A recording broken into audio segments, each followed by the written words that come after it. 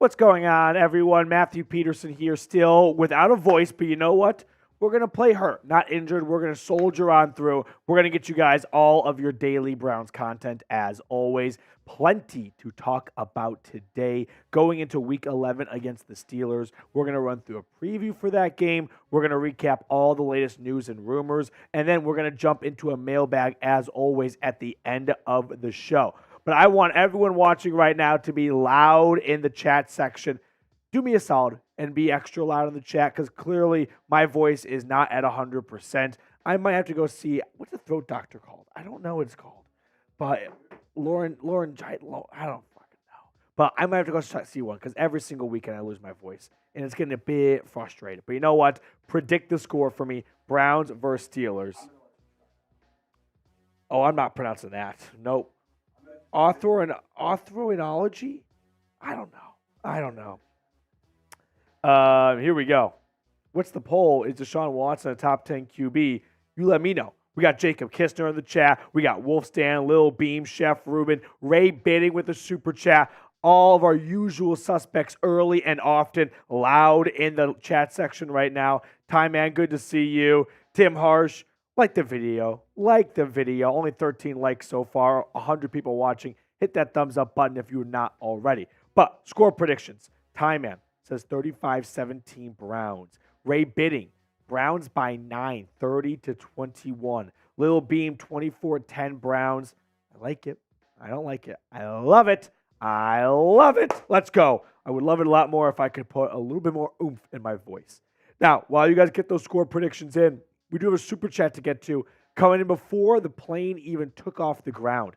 I mean, that's like hitting the little service button asking for a drink before we even get to the beverage cart. But Ray Bidding was not going to wait around.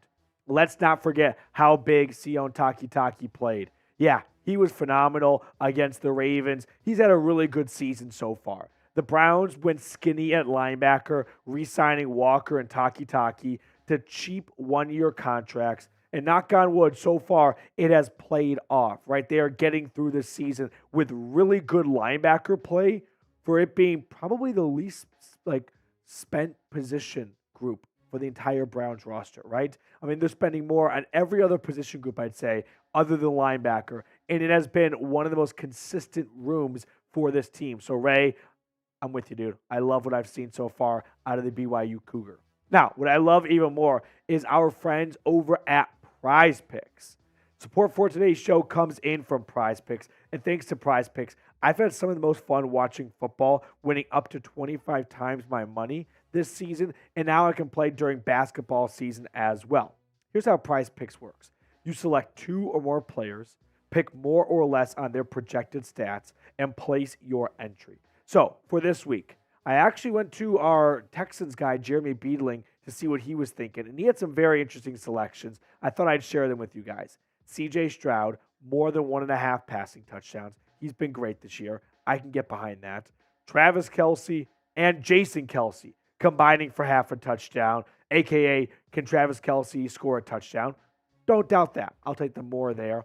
Jalen Hurts, more than half a rushing touchdown against KC, and CeeDee Lamb, more than 89.5 receiving yards. Go to prizepicks.com/CLNS and use code CLNS for a first deposit match up to $100. The link for that is in the comments and description of today's video. Prize Picks, daily fantasy sports made easy. Is Deshaun Watson back to being a top 10 QB? Yes or no? We're going to run through the stats. We're going to talk about the eye test, what we have seen so far from 4. But I want to know, do you believe Watson is back to being a top 10 QB? Or is there a little bit of meat still left on that bone, right? A little bit more we can chew off, some improvements that could be made to really cement himself as a top 10 QB. Ty Man says yes. Ben says no. I think the interesting thing with quarterback rankings this day and age is there are so many good quarterbacks. I mean, kind of think about the quarterbacks that at least I grew up with as a 25-year-old. You know, the Phillip Rivers, Peyton, Brady, Breeze, Roethlisberger, like that era of quarterbacks that we had year in and year out.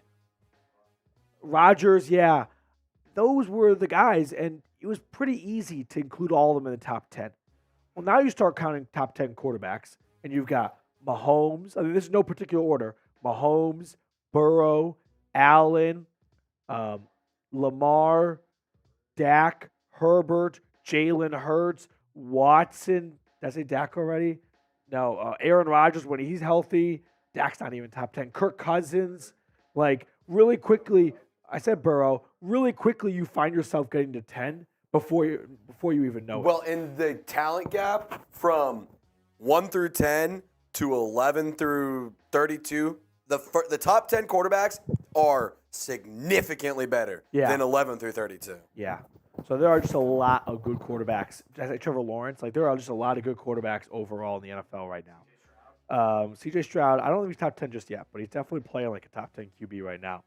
135 people currently hanging out here, 37 likes. Quick reminder, hit that thumbs up button. Now, an off-scripted question I want to ask. So even producer Trace is not ready for this one, but I was just thinking about it. AFC North standings. The Ravens are at the top, 7-3.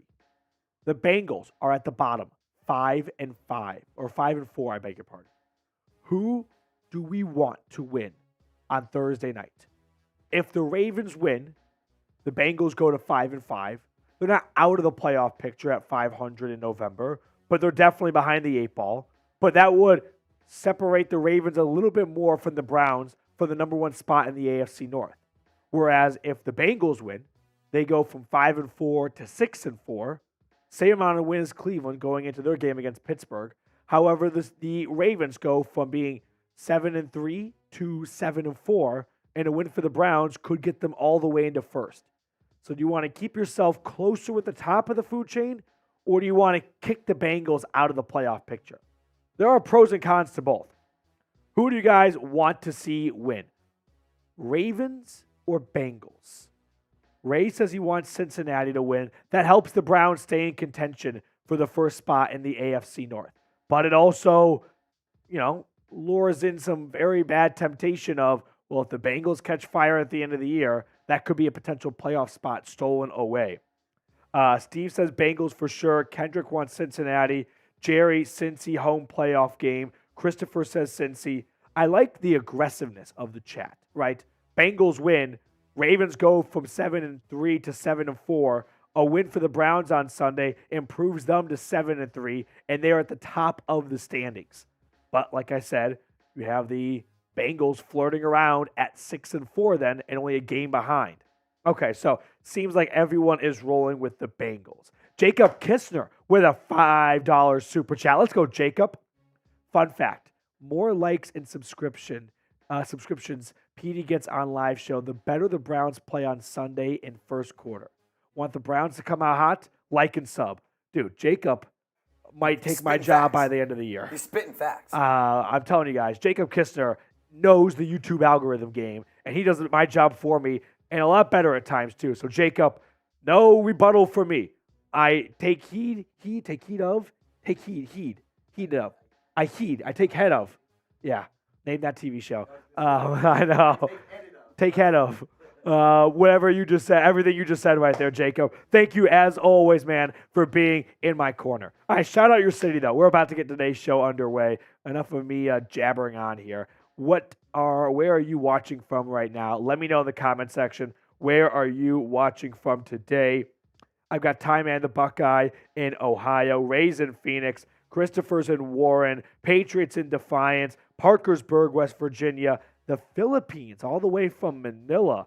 We have Reston, Virginia, Joshua Miller. Josh, I was just, not in a weird way, thinking about you before we started this live show.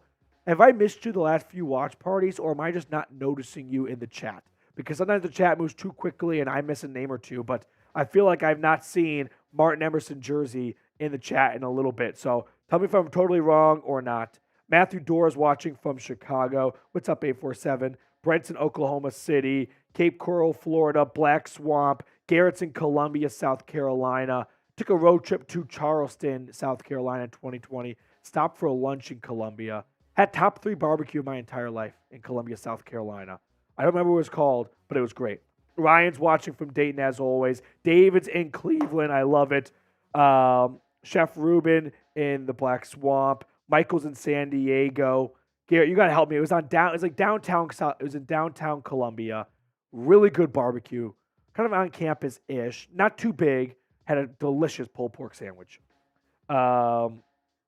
Fayetteville, Miami Mac is tuning in from LA, Newport Beach, California, West Palm Beach, Florida. Okay, we got all sorts of Browns fans in the chat from all over the country.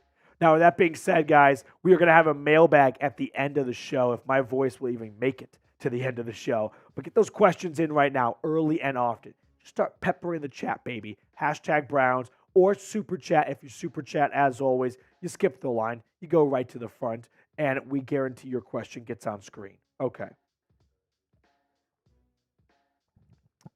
What's that? No, we got it. I slacked it to TV. So just import it. Yeah, it's okay. I'll get some shout outs right now. All right, we got Alex tuning in from Toledo. Ray Bidding, put a boot on Matthew and play hurt. That would be the Ben Roethlisberger way. Big Ben always had to leave a game with a boot, with a big ice pack, so everyone would be really concerned, oh my gosh, Ben Roethlisberger's hurt, he's not going to be able to play, and then he goes out there on Sunday, and everyone's like, Big Ben's a warrior, he was just wearing a boot, how is he doing this? It's Big Ben. He loves the attention. That's Ben Roethlisberger. Christopher, James Darden or James Prochet? I assume you're asking about who should be the punt returner, and I will say Prochet. That muff punt is not good. It was not good. But I saw some really good things out of Prochet in his first game with the Browns, so I'll stick with him and not hit the panic button after just one muff punt. 2 muff punts, different conversation. Okay. Shaylin Spinda is in the chat. What's going on, Shaylin? Good to see you. Ty Man, the Buckeye Browns have an 83% chance to make the playoffs. A win on Sunday, 91%. A win on Sunday puts you to 7-3. The magic number in my eyes to make a 17 playoff is 9 wins. So at 7-3, even if you were to really bottom out, you would just need to win 2 more games to get to 9 wins, and that should get you the 7th seed in a 17 playoff. Okay, with that being said, we are ready to roll. Ken Gard joined in the chat at the last moment. I love it, Ken. Coming up, latest news and rumors, Week 11 preview, mailbag. I like the menu. I like the menu for today's show, right? Very, very quick, very easy, very, very nice to digest. This is a Texas Roadhouse menu. Without a doubt. I'll look at it. I already know what I'm getting. It's an obvious, what... Exactly. Where's the rolls here? The mailbag's the rolls. Exactly. You know the rolls are coming. Oh, you know the rolls are coming. Now, the only question is, are they going to bring second rolls? Because when they bring second rolls without asking. Oh. That's when you earn that extra 5-6% on the tip. Texas Roadhouse is getting a whole lot of free ads right now. My boss is not going to like that. All right, let's do this thing, guys. Let's jump into a live Cleveland Browns report. One more time, I apologize for the lack of voice. It's Sunday, baby. I don't tell you guys every single week. Wash, rinse, repeat.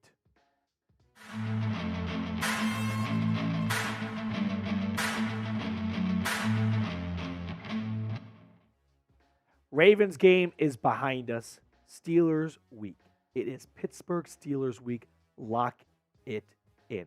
Lock it up. You lock it up. Lock it up, baby. Big game coming up here between the Browns and the Steelers. And you know what? Before we jump into the latest news and rumors on your Cleveland Browns, I want to share a quick video from our Steelers Talk host, Jack Sperry, because before we started filming today, we were all sitting on the bullpen, as we call it here at Chat Sports, and Sperry was talking a lot of shit about the Browns, to be honest with you guys. I was like, you know what, Sperry? Let's actually see you back it up. Let's see you say this on camera, and let's see the Dawg Pound react to it. So you know what? Roll the tape trace. Browns fans, you guys know what happened last time. The Pittsburgh Steelers, TJ Watt, Alex Highsmith, they took your lunch money at Acrisure. This time in Cleveland, it's going to be the same story. F the Browns report, F Petey, F the Browns. The Steelers are sweeping. Get those brooms out. We're coming for you. So if you work with a Steelers fan, or you have a Steelers fan in your neighborhood, in your friend group, or in your family, I mean, prayers to you if that's the case. But you know what? I can't stand our Steelers guy. I think we all know who that is in our group. So if you can help me out and beat Steelers talk here at Chat Sports to 100 subs, because that's the number we are racing to. Do me a big favor and hit that sub button down below. Now, let's jump into the latest news and rumors, starting with this. Michael Carter was released by the Jets, so he's going to go to waivers. 24 hours will go by. It's just like your fantasy football league. Teams can put in claims for waiver wire additions. And I want to have a little conversation about whether or not the Browns should claim Michael Carter. He had a good rookie season for the Jets. Last year, he didn't do a whole lot. This year, he has been RB3, virtually no role on the team, 8 carries for 38 yards. And I'm thinking the Browns running back room has seen some dramatic improvements the last couple of weeks. And we knew it would take some time post Nick Chubb to get the ground game going.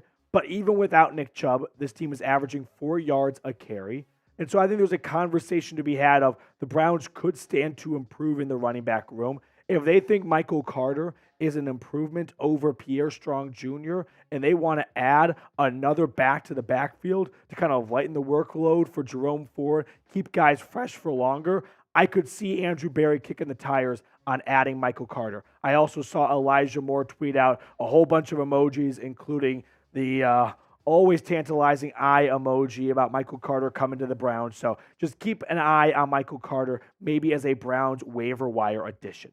Now, let's jump into some news and rumors today, starting with Deshaun Watson. Is he fully back, right? Is he exactly what the Browns were thinking they were going to get when they traded heaven and earth for him and gave him a $230 million contract? I give it 3 Bernie heads. I'm not quite at 4 Bernie heads, believe it or not. Mostly, actually, it's almost all just because of the 2 pick sixes. And Watson joked about it after the game.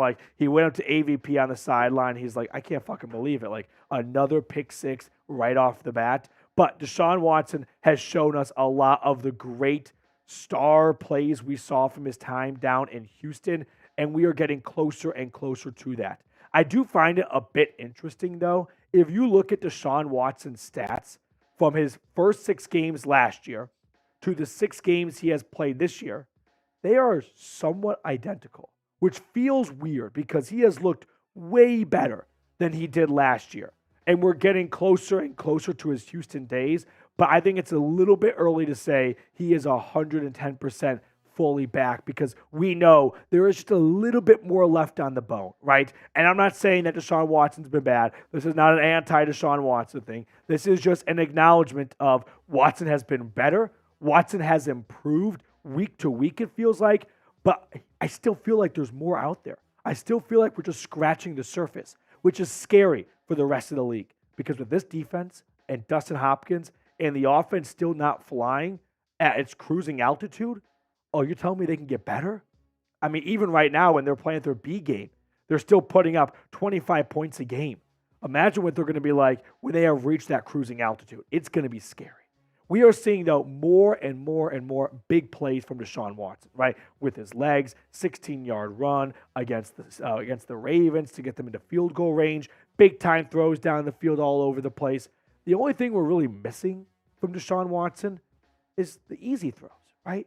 The little checkdowns, right? The crossing routes, the short curls, the stick routes, the, hey, we need 5 yards, throw it to the sticks and move the chains kind of routes. It's the short and easy throws that are giving him more difficulty, oddly enough, than the big-time throws down the field. So those are easy things to clean up. And when you've got a shoulder injury and you have to throw just 10 yards, well, you don't really throw your whole body into a 10-yard throw. But when you're throwing 35, 40 yards down the field, well, that's a whole body movement. So that's going to take a little bit of pressure off your shoulder to deliver all that power.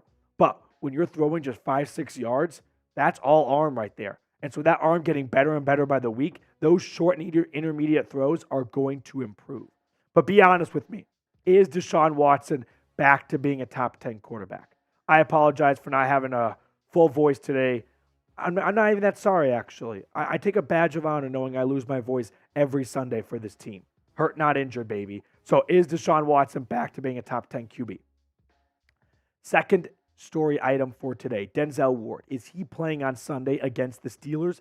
I'm going to give it 3 Bernie heads. So I think he's definitely on a good path to play this Sunday against Pittsburgh, but I can't quite verify it 100% just yet. And I'll explain why in just a moment. But really quickly, a shout out to our friends over at Prize Picks. Now, you're like, Petey, what is Prize Picks? Well, it's the easiest and most exciting way to play daily fantasy sports. Instead of battling thousands of other players, including pros and sharks, you pick more than or less than on 2 to 6 player stat projections and watch the winnings roll in. Quick withdrawals, easy gameplay, and an enormous selection of players and stat types makes Prize Picks the #1 daily fantasy sports app. So here's who I'm rolling with for this upcoming week of games. I like the more on CJ Stroud, 1.5 passing touchdowns. He's been awesome so far. I was just blown away to see a Travis Kelce and Jason Kelce combination for half a touchdown. So I'm putting all my faith in Travis Kelce to get a touchdown there. Jalen Hurts, more than half a rushing touchdown. You know there's going to be a tush push all the way to the end zone. And then CeeDee Lamb for the Cowboys, 89.5 receiving yards. I'll take the more on that one. Go to prizepicks.com/CLNS and use code CLNS for a first deposit match up to $100. Now, the link for that is in the comments and description of today's video. Prize Picks, daily fantasy sports made easy. So Jeremy Fowler dropped this bomb on us, bomb's a strong word, this news item on us yesterday. And he said, source classified Browns corner Denzel Ward's injury from Sunday as a minor neck strain. He's going to be fine, quote. The source said Ward, one of the league's best cornerbacks, took an unexpected shot from Ravens' Ronnie Stanley on a tackling attempt. It was a dirty shot. It was unnecessary. And it's unfortunate because you never want to see your players go down in a dirty, cheap kind of way. But Denzel Ward this year, guys, he's probably having the best season of his NFL career. I mean, 2 interceptions, 9 pass breakups, a dramatic improvement going from a zone defense with Joe Woods to a man defense with Jim Schwartz. Denzel Ward, Myles Garrett, both having career years. I expect Ward to be a go on Sunday. Like we said, Denzel Ward dealing with a minor neck strain. But like I'm saying right now, I expect Denzel Ward to be a go on Sunday. So hopefully the Browns will have number 21 on the right side of the field, get Greg Newsome back in the slot, get Martin Emerson on the other side, and have 100% of their corners ready for Kenny Pickett and the Steelers.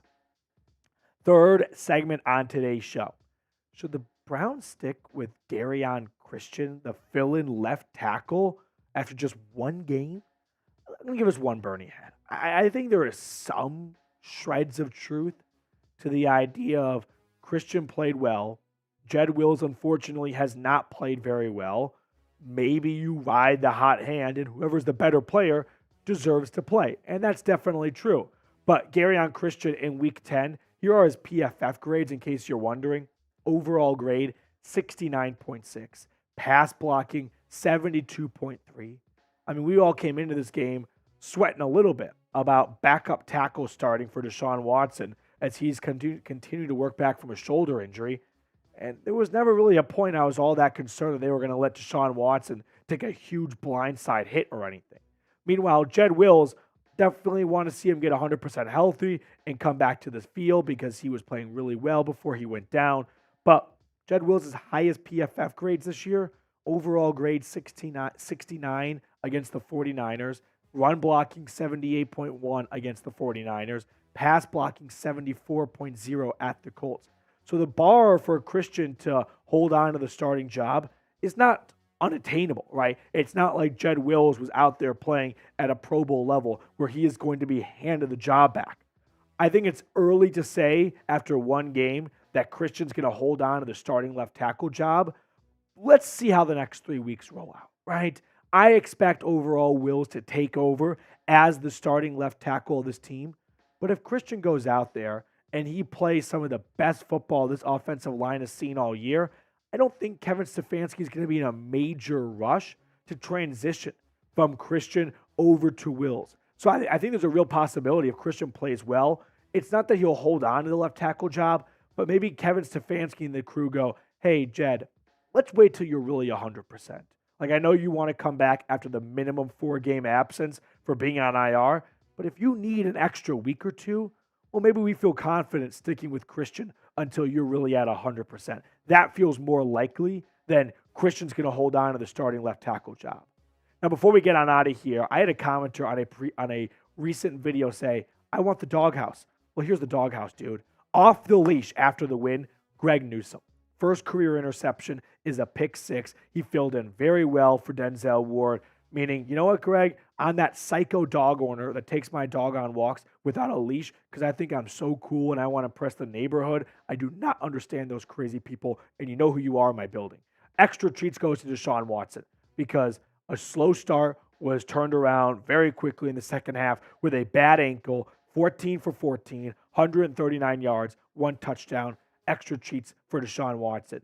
And Jordan Elliott is going to be the dog that gets to sleep in the bed, right? You graduate from the kennel, from the crate to the owner's bed, and Jordan Elliott, you're in the bed, not with me, but in this theoretical world where you're a dog, because I've gone way too down far this rabbit hole. Jordan Elliott has played he has played his best football of his NFL career this year. He's blocking field goals. He's making sacks. He's making big plays. Jordan Elliott has had his career saved, arguably, by Jim Schwartz. So hop up on that in the bed, buddy. All right, before we get on out of here, I want to give a quick shout out to a super thanks coming in from Ben Broski. I can't scream it, Ben, because I have no voice to scream. Oh, but Trace wants to scream it. Trace, thank you, buddy. Let's go, Browns! Let's go, Browns! Let's go, Browns! Trace doing the hard work for me while I have no voice today. Ben, thank you so much for the super thanks. You're awesome, dude. Let's go, Brownies. Is Watson back to being a top 10 QB? Okay. Cool guys in the house. What's going on, dude? Kendrick's asking about DeJuan Jones. Is he questionable? We'll have to wait till Wednesday. That's when the first day of the injury report comes out, of course, and could go either way, I feel like. I don't think anyone could have a confident direction one way or another if he is going to play. Miss, of course, the Ravens game. So hopefully with a week off, he could be ready to roll against Pittsburgh. But he's got a shoulder and a knee injury. So a lot needs to happen this week, I feel like, for DeJuan Jones to be available. All right, I got Time Man the Buckeye typing yes. We have nearly 300 people watching right now. Only 84 likes.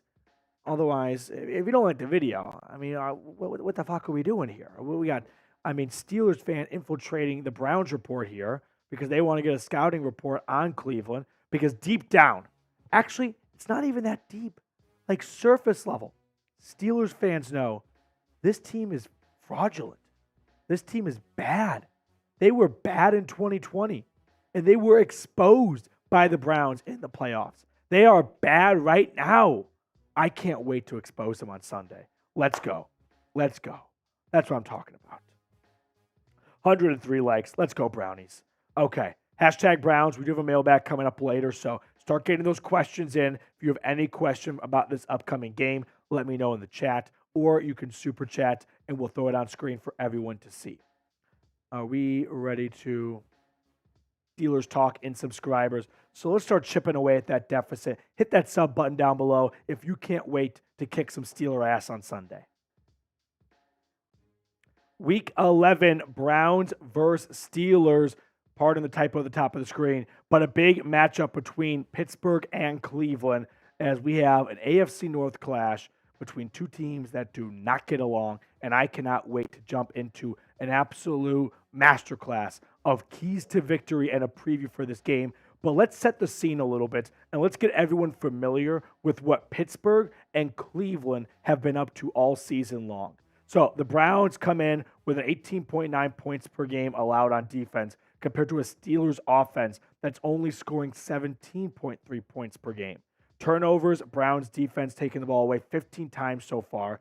Meanwhile, Pittsburgh smart with the ball, only turning it over 8 times. Third down percentage, conversion rate. Browns, we know, the best third down defense. They just force 3 and outs for a living, stopping teams 75% of the time on third down. Whereas the Steelers offense converts their third downs at a very meager 36%.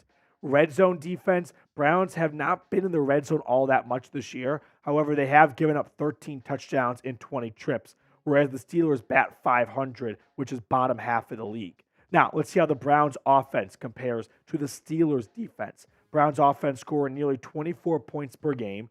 Steelers defense giving up 20 points per game. Yards per game, Pittsburgh has been outgained every single game this season. I believe that stat continued through the Packers win. But the big thing to watch for is the turnovers. Browns turning it over 19 times. Steelers taking the ball away 18 times. So I'm going to give you my score prediction in a few minutes, but I want to know what your score prediction is for this game. Browns versus Steelers. Get in the comment section right now. Don't be afraid. Let me know who you got in this game and by how much. I'm sorry about the lost voice. I got to say this every time I feel like, but unfortunately, that's what the Browns do to me every single Sunday. So now some keys to victory for Cleveland. Eliminate TJ Watt. I know this is sort of Captain Obvious, and every team tries game, but the Browns' offensive line has been holding their own. After kind of a slow-ish start to the year, they have definitely improved. They have two of the best guards in football, and Christian and Hudson, against not as great as pass rushers in Baltimore, held their own, but it's going to be a whole different story against the Pittsburgh Steelers pass rush. You got TJ Watt, Alex Highsmith, two of the better edge rushers in our entire game. It's not going to be as simple as Jadeveon Clowney and the Baltimore Ravens. So it'll be a challenge, no doubt about it. And I don't have an absolute perfect response or answer as to how to eliminate TJ Watt, because if I did, I'd be working in the NFL right now. But you give him the Myles Garrett treatment, right? You have a running back or a tight end, follow TJ Watt every single play. The Tennessee Titans did that for Myles Garrett. We saw that didn't even work to the fullest, but you got to make a stab at it. What you can't do is just leave James Hudson or Geron Christian on an island with TJ Watt and just hope that he can hold his own against 90. No, you got to double team him. You got to dedicate resources to slowing down TJ Watt, and that comes at a price of, yeah, that's one less guy going out for a route, but that doesn't matter because we saw what happened if you don't slow down TJ Watt and Alex Highsmith. You get strip sacks in week 2 that cost the Browns the game. Second key to victory, make Kenny Pickett beat you. Kenny Pickett sucks. I don't know if you know this, but let me be the first to tell you. Kenny Pickett is not good at football. I have seen enough from Pickett to believe he is not the guy for Pittsburgh. But the longer they think he is, the better. Because Pickett so far this year, 1,600 yards, 6 touchdowns. Deshaun Watson has more touchdowns than Kenny Pickett in fewer games and 4 interceptions. Kenny Pickett is not him. I do not respect Kenny Pickett as a passer. He does not scare me. He does not strike any sort of fear into me. Honestly, the most intimidating guy on that offense after George Pickens, I'd say, is probably Jalen Ward, their backup running back. Like, you know, when you're playing against another team and you get the injury report that their star player's out, and secretly deep down we all do the same thing of like, that's what I'm talking about. Like, that's big right there. Like, obviously we don't root for injuries. No. But low key, thank you very much. If I was told Kenny Pickett's not playing against Cleveland, I wouldn't have a different opinion because I think Mitch Trubisky could be more effective than Kenny Pickett. So I do not respect Pickett at all. Make him beat you. If he does beat us, then I will eat my words, but I am not concerned about Kenny Pickett in the slightest. Now, before we get to the rest of my keys to victory, support for today's show comes in from Prize Picks. Thanks to Prize Picks, I've had the most fun watching football and winning up to 25 times my money this season, and now I can play during basketball season too. You just select 2 or more players, pick more or less than on their projected stats, and place your entry. So for this week, here's who I'm rolling with. C.J. Stroud, more than 1.5 passing touchdowns. There's a Kelsey selection. Travis and Jason Kelsey combined for more than half a touchdown. I'm going to need Travis to probably pull all the weight there. Jalen Hurts, more than half a rushing touchdown in a Super Bowl rematch. And C.D. Lamb, more than 88.5 receiving yards for the Cowboys. So make sure you go check out Prize Picks. Go to prizepicks.com/CLNS and use code CLNS for a first deposit match up to $100. The link for that is in the comments and description of today's video. Prize Picks, daily fantasy sports made easy. Third key to victory, feed Amari Cooper. I feel like every once in a while, we have to tell Kevin Stefanski, who's doing an outstanding job this year, by the way, the obvious, and that is Amari Cooper is a very, very, very good wide receiver. He is playing maybe the best football of his NFL career right now. Keep going back to the well. It's working. In fact, look at the stats right now. Amari Cooper stats in wins versus losses. Now, the Browns have one more game, so that's going to boost the numbers. But still, he's averaging nearly 20 yards a reception in wins. He's a big play machine for them. Go to Amari Cooper down the field, right? It wasn't working well for Cleveland in the first half last week, but you cannot bank on pick sixes every single week to help you give wins. You got to have some big plays on the offensive side, and that's where Amari Cooper comes in. Elijah Moore starting to heat up a little bit. David Njoku is having the best year of his career in my eyes. I mean, the numbers might not say it, but just the eye test, just watching him every Sunday, he is so violent when he gets the football. Yards after the catch, no one wants to tackle the Chief. Elijah Moore, 314 yards. There is a big drop-off after Amari Cooper for this team's second leading receiver. Big-time games mean calling on your stars a little bit more. And this Pittsburgh Steelers game is, at this point in the schedule, maybe the biggest game, right? It always feels that way in the NFL. It's a week-by-week league, any given Sunday. But this is a huge matchup for the Browns at home to potentially jump up to first in the AFC North, depending on what happens on Thursday Night Football. If it ain't broke, don't fix it, one of my coaches told me. Amari Cooper is not broken. Keep going back to number 2. Fourth key to victory. I want to attack Broderick Jones. I want him to have the worst Sunday of his entire adulthood. Broderick Jones, the first-round pick for Pittsburgh out of Georgia, has not had a big role so far this year. He was not even starting to begin the season. So far, he's made 4 starts, bouncing from left tackle to right tackle, filling in a little bit, but he has been mediocre at best, and I want to expose him because going into the draft process, Broderick Jones was not someone I had a super high grade on. So when Pittsburgh drafted him, I did a little fist bump to myself, and now I want to see Myles Garrett ruin his Sunday, steal his lunch money, and then some. Because look at the Browns pass rushers over the last 4 games. They are heating up. Garrett, 5.5 sacks in 4 games. Za'Darius, 2.5 sacks. Jordan Elliott, guys, is chiming in with 2 sacks. We couldn't buy a sack from anyone outside of Myles Garrett last year, and Elliott's got 2 in 4 games. Dalvin Tomlinson has 2.5 sacks. He's only half a sack away, by the way, from tying his single-season career high in sacks. That's the Jim Schwartz impact right there. And speaking of Jim Schwartz, if you love what Jim Schwartz has done with this defense, like the video. Because I know that Jim Schwartz might not be a spring chicken that spends a lot of time on YouTube and whatnot, but who knows? Maybe someone sends him this video going, hey, I want you to know everyone in Cleveland thinks you're doing an incredible job because this video has 1,000 likes on it. Fifth and final key to victory. Protect the football.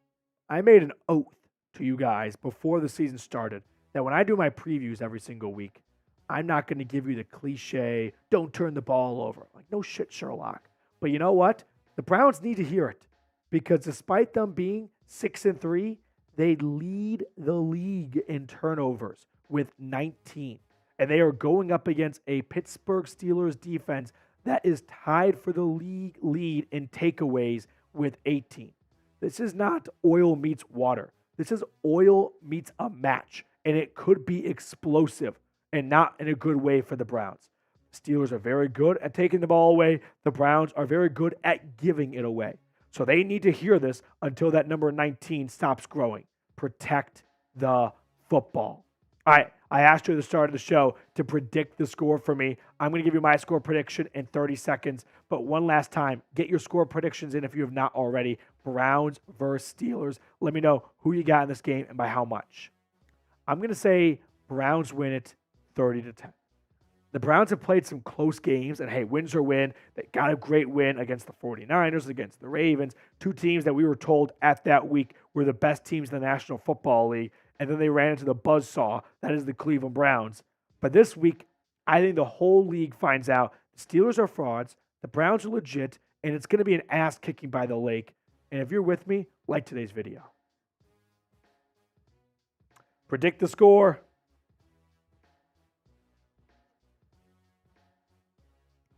Oh boy. The voice is bad. It's tough. It's tough. I feel like I'm not going to have a good average view duration for these videos. That's the YouTube and me talking right now. We have some super chats to catch up on. I saw a few of them fly in here. Dog Bowl will help. No dog bowls in the middle of the week.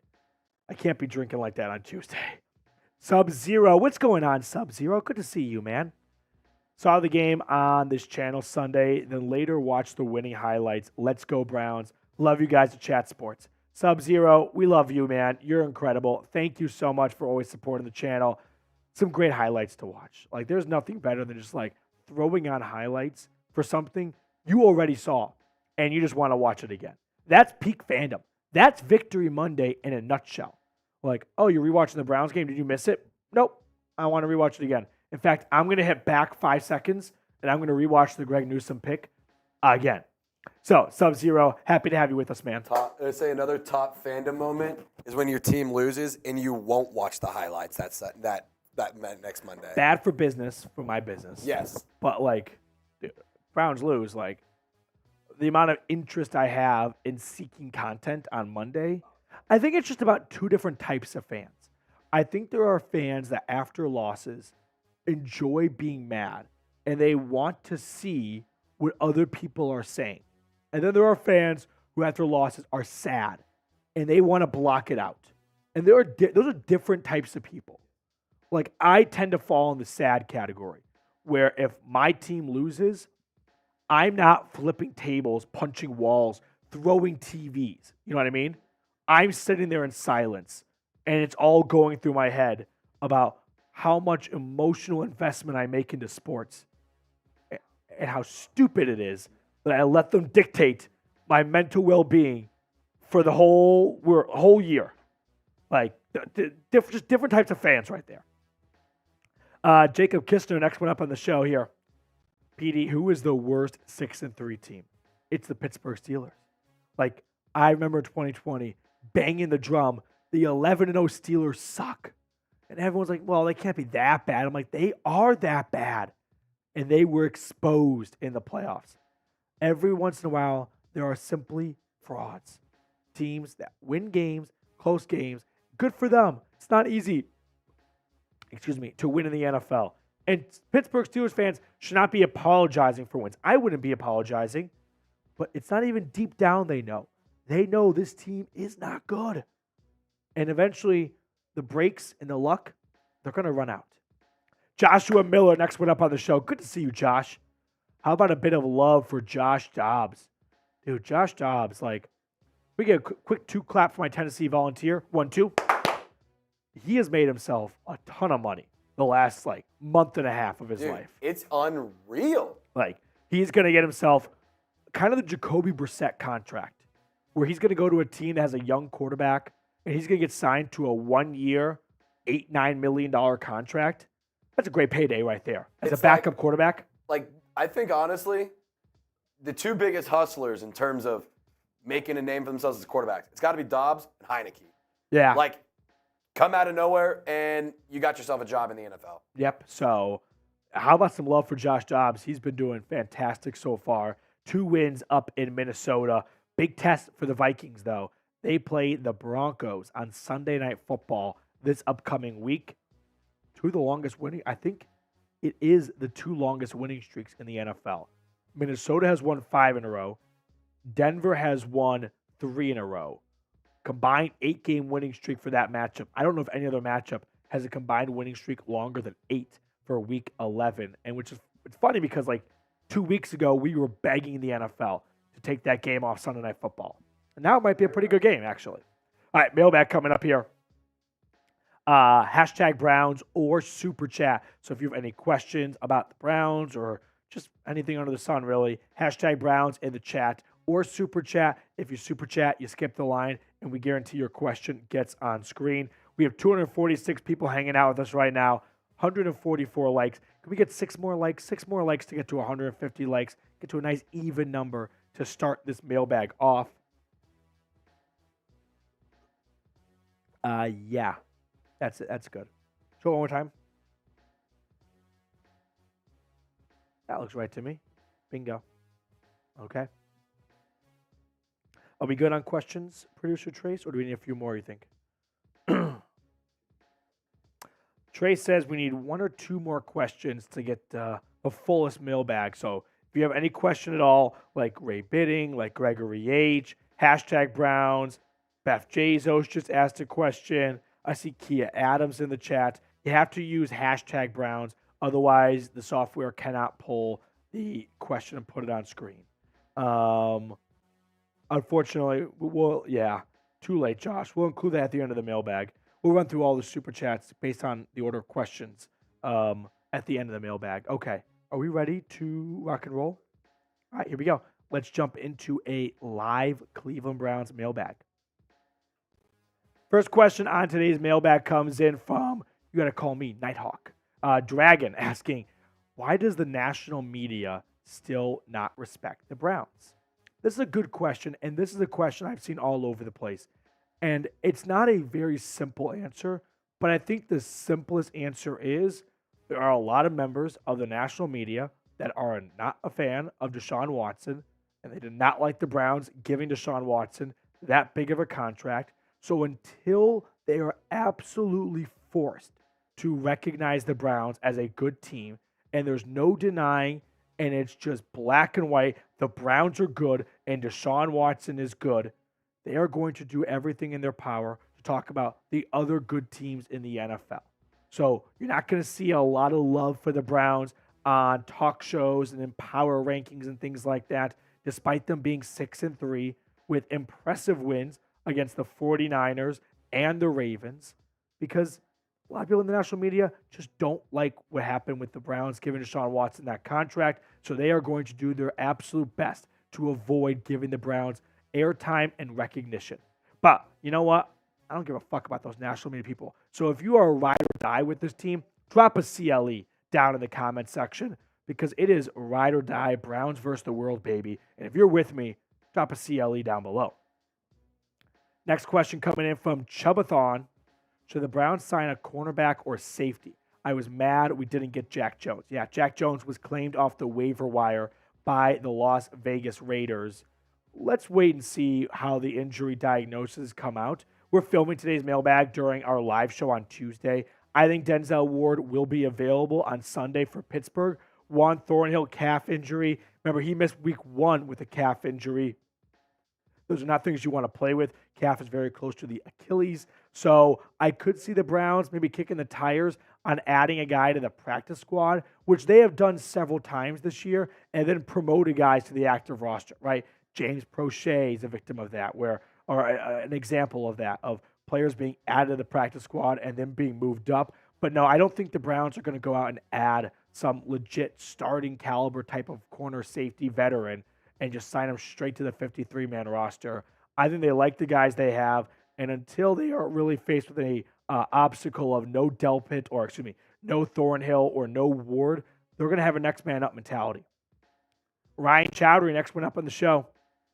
Odds of getting the 1 seed. It would be crazy, but it would be crazy. Let's look at the AFC playoff picture. Trace, if we could pull that up really quickly. Now, like I said, we're filming today's show on Tuesday during our live show. So Thursday Night Football has likely concluded by the time you're watching this, and that's going to change things here. But 7-2 Kansas City Chiefs, the Browns at 6-3 are just half a game back. Is that how that works, right? 1 game back, not even from the Chiefs to the 1 spot. Is it likely? Probably not too likely, although I don't think anyone saw the Titans getting the 1 seed not too long ago. So it does happen. The Chiefs have looked vulnerable at times this year. Their offense is not really what it has been throughout Patrick Mahomes' career. They are, for the first time ever, kind of being carried by their defense. So if the Browns' offense and Deshaun Watson really start to get into a rhythm, pair that with a nice fine wine called Jim Schwartz's defense and Bubba Ventrone's special teams, who's to say the Browns can't rattle off some straight wins here and make a real push for the 1 seed? I don't think they're going to get the 1 seed. I think the AFC North is much more in reach, though, than people are realizing. Joshua Miller, next one up on the show. When will Cedric Tillman have his breakout game? It's interesting because you watch the Browns game and you don't see the ball go to Cedric Tillman a whole lot. So maybe naturally you start to think he's not even on the field. Cedric Tillman is one of the leading snap getters on this offense, just like how DPJ was when he had 9 grabs by the time the NFL trade deadline rolled around.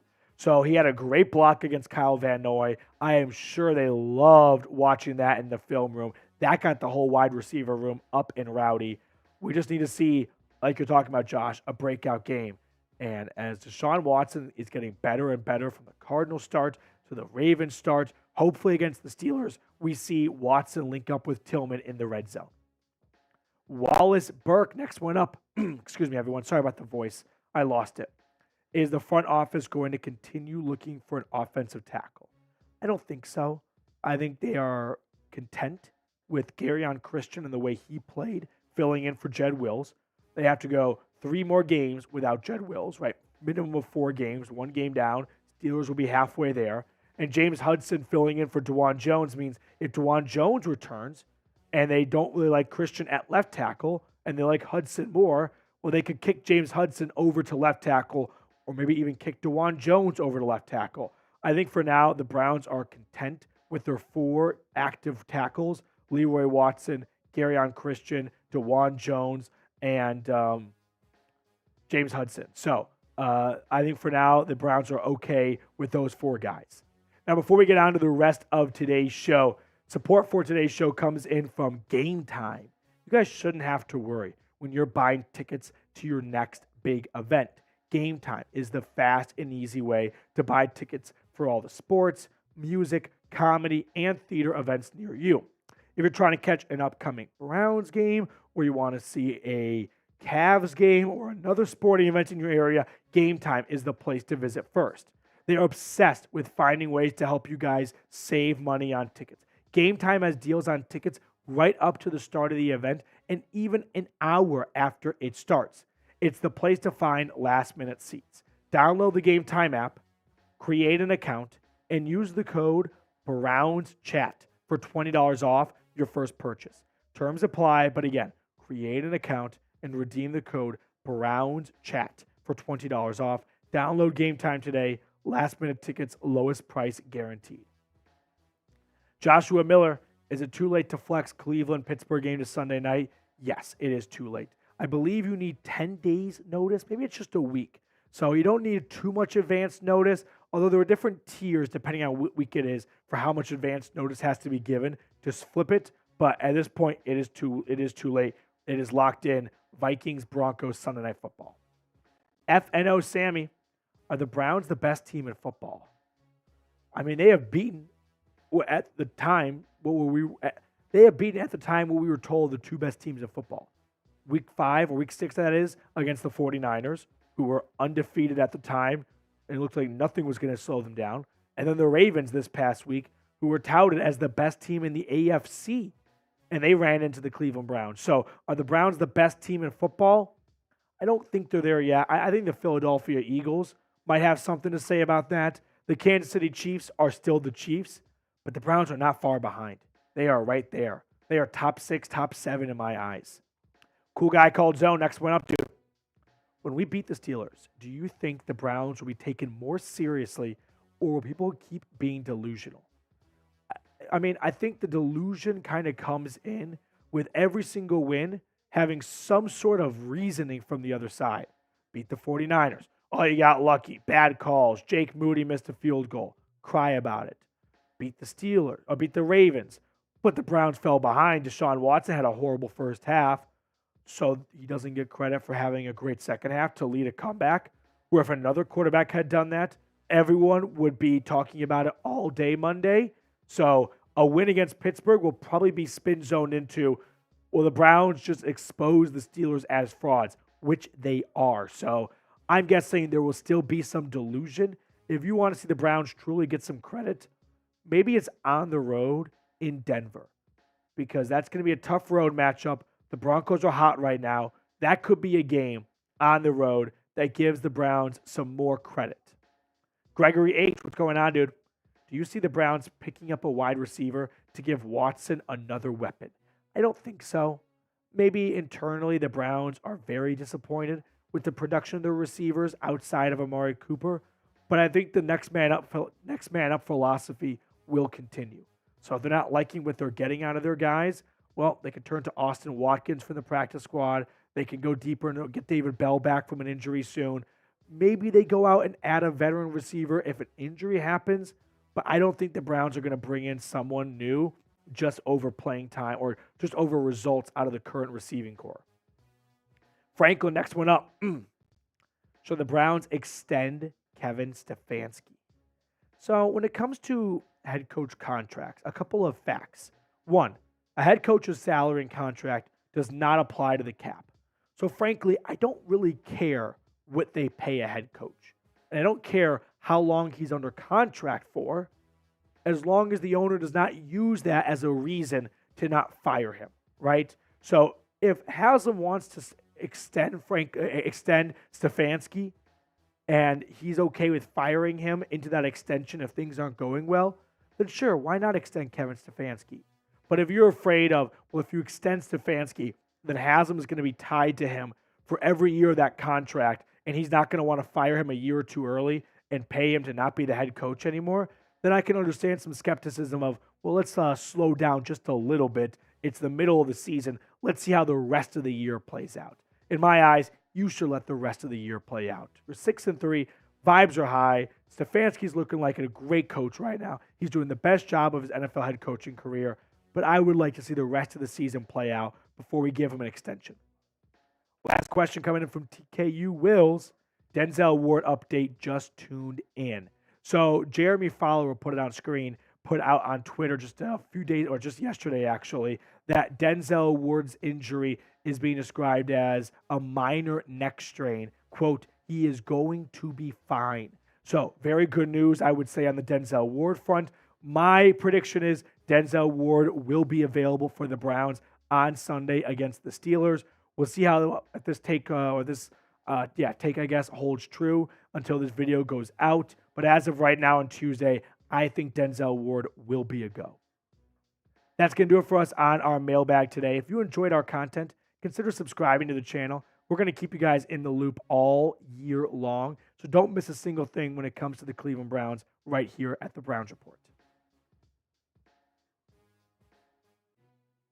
All right.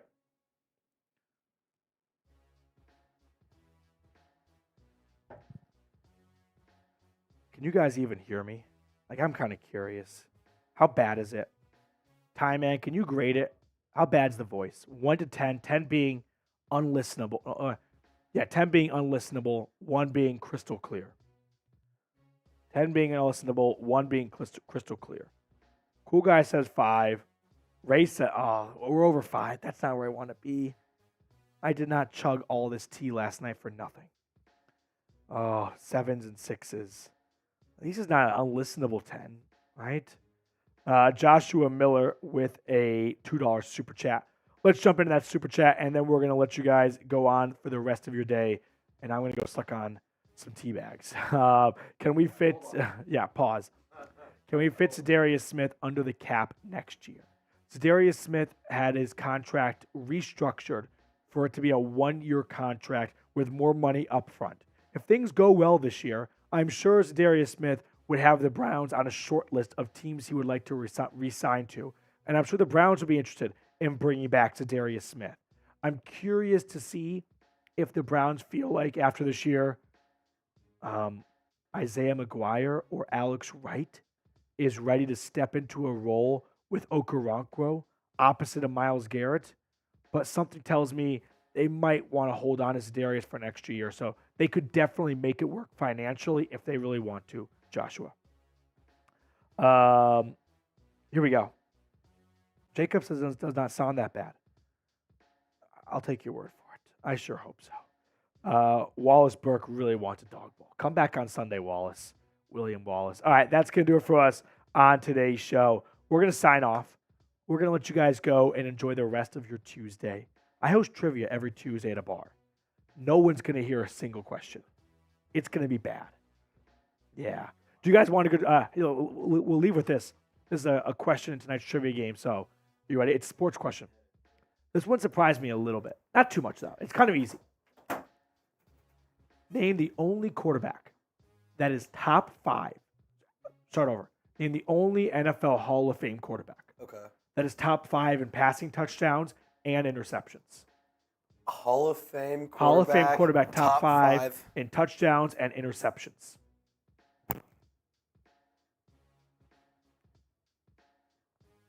Peyton Manning? Peyton Manning is not top 5 in interceptions. Okay. But he is for touchdowns. Eli? Eli is not No, top he's 5 not in top either. 5. The chat has it know. right. Brett Favre. Brett Favre. Yeah, Brett Favre. Really? Number 1 in interceptions. Didn't know that. Yeah, not I number didn't know 1 in that. touchdowns. That belongs to Tom Brady, of course. That's pretty cool. Yep. All right, that's going to do it for us on today's show. Thank you guys for tuning in. We'll sign off, and we'll see you all later.